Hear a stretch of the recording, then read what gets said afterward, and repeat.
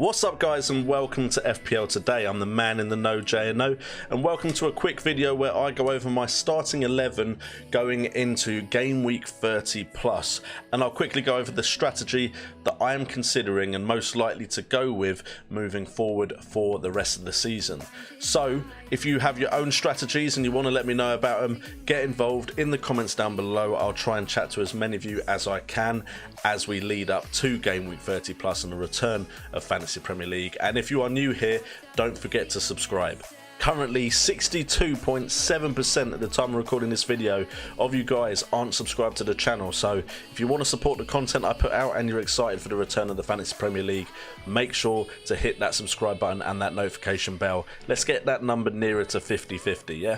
But enough about that, let's get on to what is important. What am I doing going into game week 30 plus? And as you can see here, the team is set up, transfers made. Of course, this is subject to change. Unfortunately for me, the prices are fixed, so we have taken a bit of a loss on a couple of players, but we didn't have too much value in too many players, so we went ahead and had a pretty extensive rehaul of my side.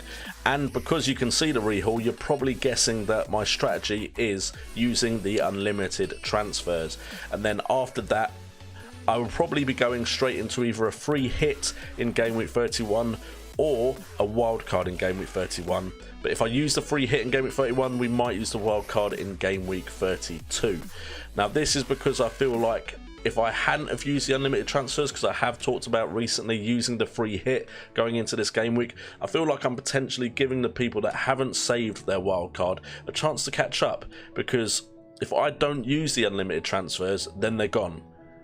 I've been given unlimited free transfers by the FPL, and I feel like this is the best way to use them to almost give myself 2 wildcards now in a 9-week period. So we have gone all out, we've gone a bit balls to the wall and gone for a team that hopefully will benefit from the double game weeks, and hopefully because it's so soon into the start of the league, there won't be too many injuries. Everyone will put out their best sides because they want to start off this return as strongly as possible, and I'm hoping the team sheets will be easier to predict right now than they will be later down the line. So we've gone with Leno and Reina in goal, 2 double game week goalkeepers. Not expecting much from Reina, but I need to save some money somewhere. Ideally Leno Henderson would probably be the ideal partnership. We then got in defence Lundstrom, Laporte and Stevens. You can see the double up on Sheffield United there, with also Alexander-Arnold keeping his place and Lascelles coming in again because he's cheap. He has Sheffield United at home. I personally think there won't be many clean sheets now that we're returning to the Premier League, but Newcastle, decent defence. Sheffield United, not often that high scoring, so maybe Lascelles can get something for me, and he was quite cheap. But it's the double up on the Sheffield United defence that I'm excited about. Stevens, to me, looks like the best attacking option when I watch him and has got some decent returns recently. Lundstrom, you'll notice there's a few picks that are a bit reminiscent of earlier on in the season. Lundstrom, I'm hoping, will pop up with a big brace like he has done previously, but of course he is a big rotation risk. And then we've also gone Laporte, reminiscent again to last season when he was Mr. Double Game Week. Also, I believe that he is just the best defender in that City side. There is again a risk. He's not exactly had that many match minutes, so potentially there is a risk of him not playing the full 180 minutes in this, but I just think defensively Man City is so much better if Laporte is there. Then we've got the 5-man midfield of Grealish, De Bruyne, Saka, Fleck from Sheffield United as well, and then Bruno Fernandes. Bruno Fernandes being the one keeping his place in the side just because I want to have him no matter what, because right now he's just a player that I'm excited about and I'm very keen to have in my side. We could of course maybe change him if we see a viable option at some point, because I do plan to change the side very drastically from this team, but at the moment Bruno Fernandes is still there.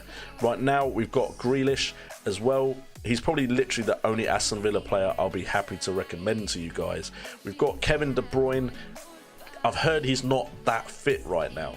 I'm hoping that's not true. Again, if closer to the time I hear otherwise, we can of course downgrade to any other Man City midfielder. But De Bruyne is just been on fire this season and is someone that could have a big haul in a double game week. We've gone with Fleck. I was going to go to triple up on Sheffield United defence, but that felt a bit excessive. I like the fixtures for Sheffield United, and Fleck has looked like he offers some attacking potential, so hopefully he can come in and get some points for me. And then Saka, good things during some warm-up games leading up to the start of the season, and with the return of some defensive key players at the wing-back positions, there's the chance Saka does get a more prominent role, but he is also there because he is cheap. Then up front, we've gone with Aguero and Aubameyang for the double game week. The captaincy armband is on Aubameyang right now, but it will change to probably Aguero. We know what Aguero can do every now and again. He can be very explosive, and a big score from him would set up my double game week really nice. And then we do have Jota there. I needed a striker around his price range or cheaper. Again, depending on how I feel, we might downgrade him to a double game week striker that plays for either your Aston Villa, actually more likely Aston Villa because Sheffield United have already got the triple up. But Jota against West Ham seems like a good fixture, and I couldn't really afford Jimenez, but this could also change to Timu Pukki if the situation does arise where I'm confident in him getting something against Southampton. So guys, hopefully that has cleared up exactly what I'm planning on doing. Of course, this could change slightly, and I will try to post my team on Wednesday to Twitter so you guys can keep up with what I'm doing.